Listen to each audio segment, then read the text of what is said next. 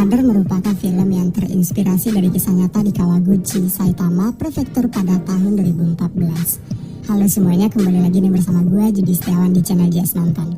Nah, film Mother tayang perdana di Jepang pada tanggal 3 Juli 2020. Film tersebut kemudian tayang global pada 3 November dan bisa disaksikan di Netflix. Film yang benar-benar menguras emosi kita untuk melihat karakter-karakter dalam film ini dan akan membawa kalian semua masuk banget ke dalam ceritanya. Dan ini mungkin akan menjadi gambaran bagaimana kelamnya kehidupan di Jepang, bahwa kita ketahui tingkat stres atau psikis orang-orang Jepang itu paling buruk di dunia. Kasus kemarin ada tuh di berita Jepang, tidak hanya Jepang kali ya, bahkan udah go universe. Seorang pria yang berpakaian ala-ala Joker yang membantai orang-orang di dalam kereta. Nah, itu aja udah salah satu contoh penyakit psikologis diri seseorang ya kan. Bahkan tingkat bunuh diri paling sering terjadi itu di Jepang. Dan film ini juga bisa jadi visual nanti ketika menjadi sosok figur orang tua. Salah satu utama untuk tidak melakukan film ini meski absurd adalah fakta bahwa ini based on true story pada sebuah kejadian di Jepang tahun 2014. Gak usah lama-lama kali ya, sebelum kita lanjut nih, jangan lupa tekan tombol subscribe-nya dulu dan nyalain lonceng notifikasinya agar lupa dan gak ketinggalan video-video selanjutnya. Sudah? Oke, let's talk about it. Di awal film kita akan diperlihatkan dengan seorang ibu yang bernama Akiko. Dan ia memiliki seorang anak laki-laki yang bernama Suhei. Akiko adalah perempuan atau sosok ibu yang sangat pemalas dan kerjaannya cuma ngerepotin keluarganya saja. Bahkan ia sering sekali untuk minjam uang kepada keluarganya. Sampai-sampai keluarganya sudah capek dengan kelakuan Akiko. Mereka juga sudah muak untuk melihat mukanya. Pada hari itu Akiko meminjam beberapa uang kembali kepada keluarga. Dan ia berjanji untuk kali ini yang terakhir Akiko meminjam uang. Namun keluarganya sih tidak pernah yakin dengan janji yang diucapkan olehnya. Karena mereka sudah tahu kalau Akiko dipinjamkan uang pastinya bakal dihabisin buat judi di pachinko. Namun apa boleh buat, keluarga yang merasa harus meminjamkan uang kepada Akiko. Namun benar saja, setelah dari rumah orang tuanya, Akiko malah langsung ke pachinko untuk taruhan judi. Di tempat sana, ia tidak sengaja bertemu dengan seorang pria yang bernama Ryo. Pertemuan tersebut, Akiko malah mengajak Ryo untuk mampir ke rumahnya, dan mereka malah mabuk-mabukan di sana. Singkat cerita, akhirnya mereka berdua pun sudah semakin dekat satu sama lain dan memutuskan untuk berpacaran. Ketika suatu hari Akiko berencana untuk pergi bersama Ryo dan menitipkan Suhei anaknya kepada Ujita, seseorang yang selama ini suka dengan Akiko. Akiko bilang bahwa dirinya akan pergi sebentar dan menyuruh Suhei untuk tinggal di rumahnya Ujita. Setelah sekian lama, ternyata Akiko belum juga pulang dan Suhei malah ditinggal di rumahnya sendirian tanpa adanya makanan satupun. Ujita yang merasa kasihan, ia pun berinisiatif untuk membawakan Suhei beberapa mie instan. Namun sayangnya di rumah tersebut tidak ada gas untuk memasak air panas.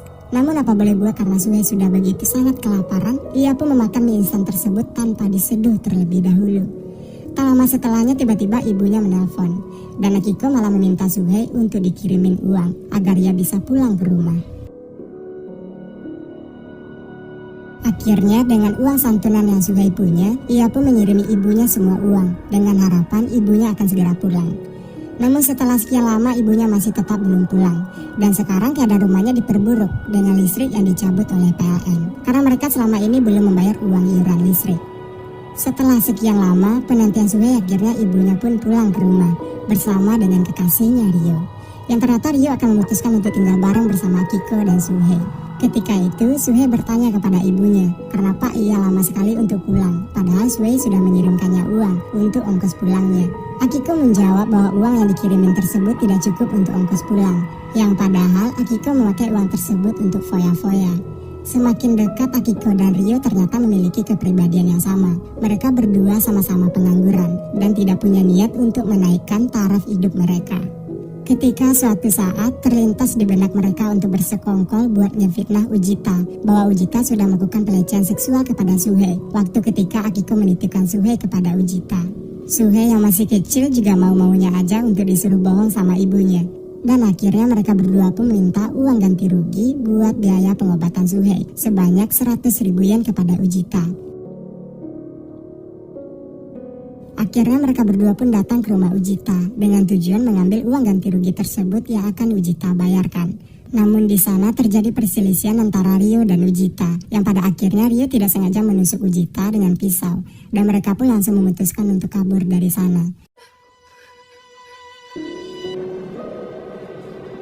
2 minggu pun berlalu. Sekarang mereka sudah berada di kota lain. Ryo pun sekarang sudah memiliki sebuah pekerjaan.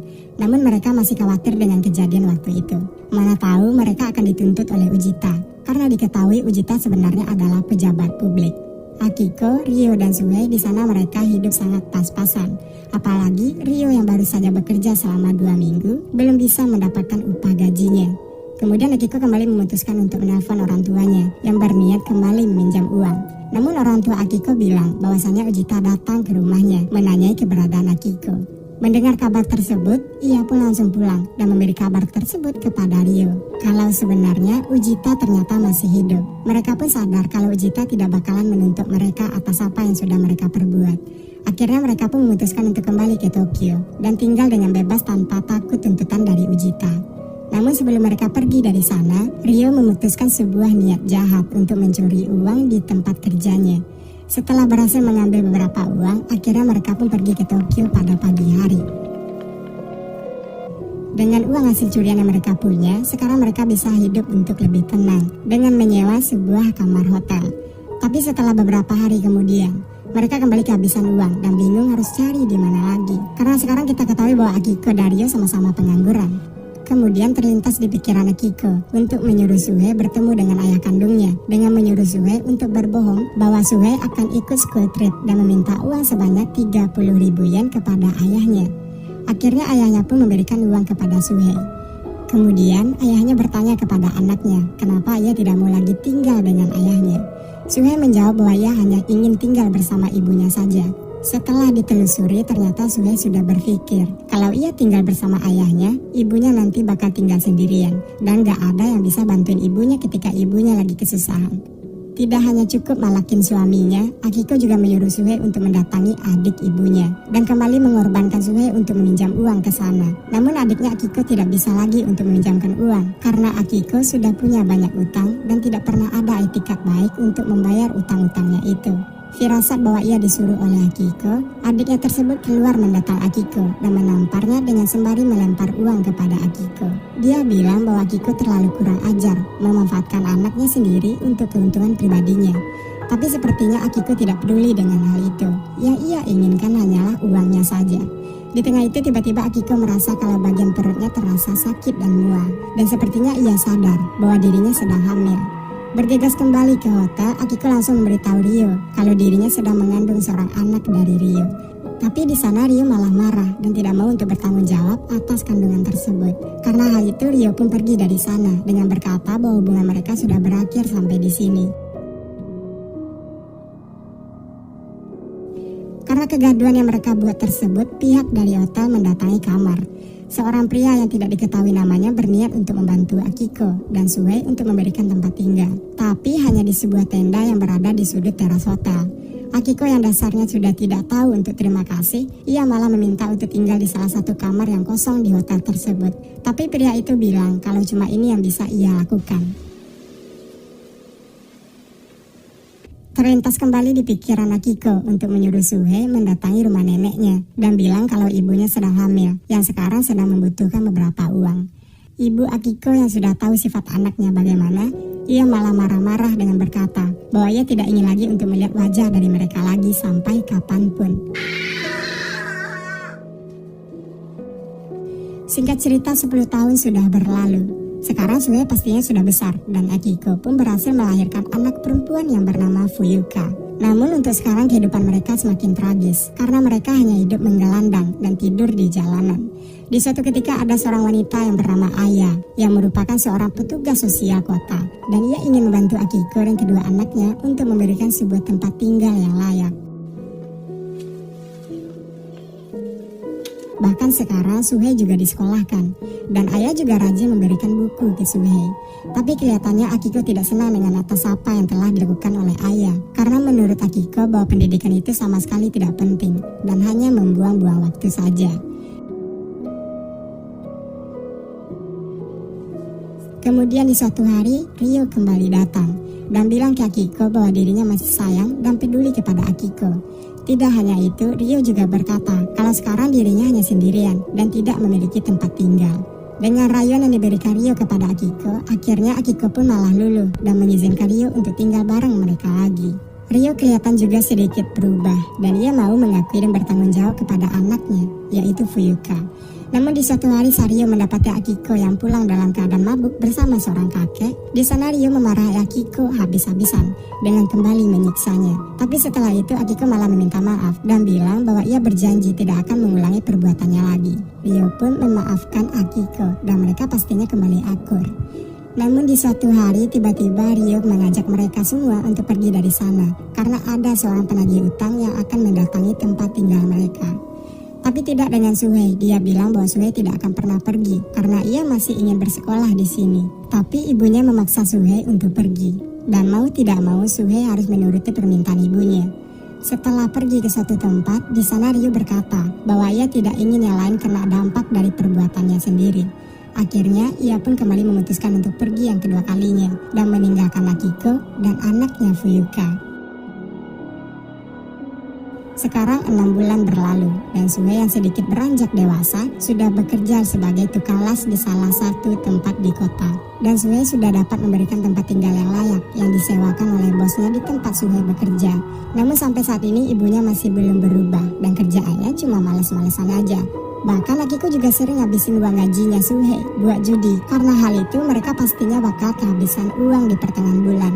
Tidak memiliki hati nurani, Akiko yang dianggap ibu oleh anaknya menyuruh Suhei untuk meminjam uang kepada bosnya. Suatu hari Suhei tidak lagi diberikan uang pinjaman. Akiko pun menyuruh Suhei, anaknya, untuk menculik di tempat kerjanya. Suhei awalnya menolak untuk hal itu dan ia menyuruh ibunya untuk berhenti bermain judi. Namun ibunya malah berkata kalau Suhei sekarang sudah mulai berani untuk melawannya. Karena terpaksa akhirnya Suhei mau tidak mau harus menuruti perintah ibunya. Ketika di suatu malam Suhei yang tertangkap basah oleh bosnya karena sedang mencuri di sana, Suhei pun diseret ke rumahnya. Bosnya yang tahu kalau perbuatan Suhei ini adalah perintah dari ibunya. Bosnya berkata memaki-maki kepada Akiko bahwa tugas seorang ibu harusnya adalah merawat anaknya, bekerja untuk anak-anaknya dan menyayangi mereka, bukan malah memanfaatkan seorang anak demi kesenangan pribadi seorang ibu. Memang tidak memiliki hati seorang ibu, Akiko malah mengatakan kalau Suhei mencuri atas keinginan Suhei sendiri. Tapi anehnya setelah beberapa hari bosnya malah mengundang Akiko dan kedua anaknya untuk makan bersama di rumahnya. Dengan harapan mereka bisa kembali harmonis seperti sebuah keluarga sesungguhnya. Akiko yang kita ketahui sangat licik, ia pun malah berusaha menggoda si bos.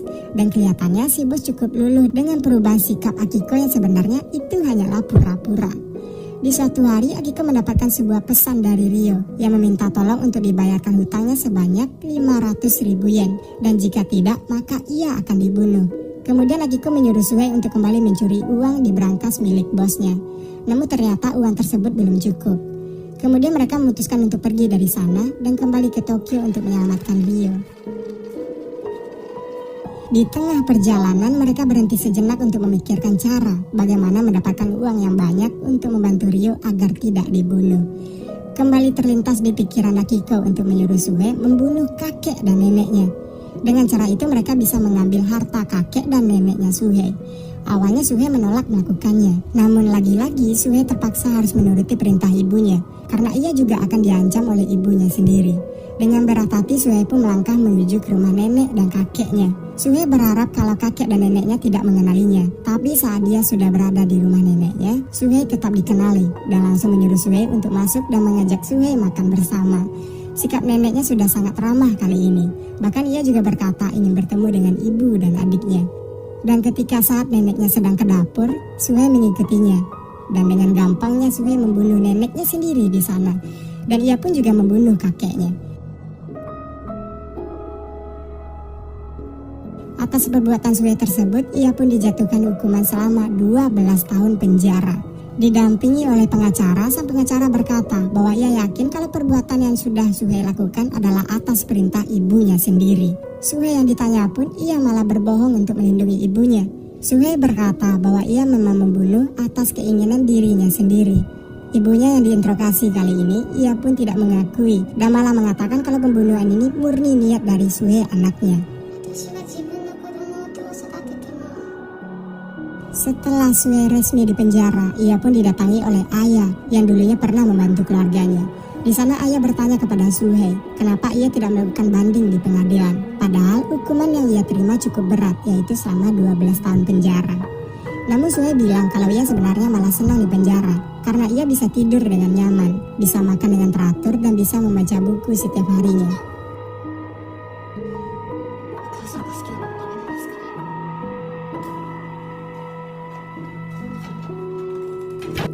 Review singkatnya untuk film yang kita bahas barusan tadi.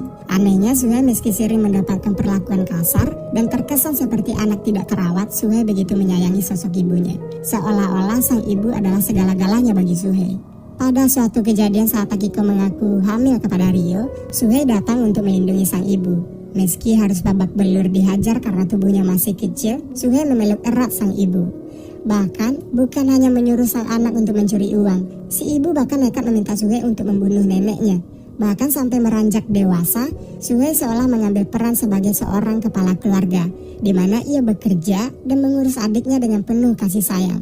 Meski diperlakukan begitu luar biasa baik dan perkataannya selalu dituruti Suhei, dia masih sering memaksa anaknya untuk memenuhi kebutuhannya. Bahkan sampai menyuruhnya mencuri dari majikan tempat Suhei bekerja. Bisa dibilang hubungan ini sangatlah tidak sehat karena pastinya Suhei begitu tertekan. Namun saat penonton mengira sudah menyaksikan semua penderitaan Suhei, muncul sebuah permintaan gila dari sang ibu. Kalau kamu membunuh nenekmu, pasti kita punya uang. Begitulah tutur sang ibu. Sontak hal tersebut menimbulkan pergolakan batin pada Suhei. Meski demikian, ia memilih tetap mengikuti kemauan sang ibu. Hubungan toksik ini tidak pernah berhenti, bahkan Suhei sudah harus mendekam di penjara. Saat ditanya apakah sang ibu menyuruhnya melakukan pembunuhan itu, Suhei selalu mengelak. Terkadang banyak orang tua di luar sana yang tidak pernah mengakui kesalahan kepada anaknya sendiri. Minta maaf itu bukan soal siapa yang lebih muda dan siapa yang lebih tua. Minta maaf itu adalah sebuah kesalahan. Saya Judi Setiawan, thanks for watching video, and until next time.